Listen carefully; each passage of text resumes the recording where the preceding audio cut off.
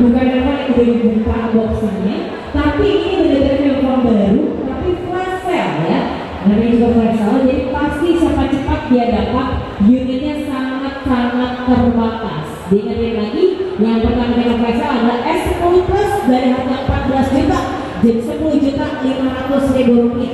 Dan juga ada A8 Star dari harga 7 juta menjadi 3.299.000 rupiah. Dan flash sale ini dibuka dari jam 4 sore, which is 20 menit lagi ya. Jadi kalau menurut aku sih, karena dari kemarin banyak banget yang pada ngantri di sini, mereka dari sekarang aja yang udah di sini ya. Jadi kalau aku yang mungkin bawa pulang ke sebelum atau juga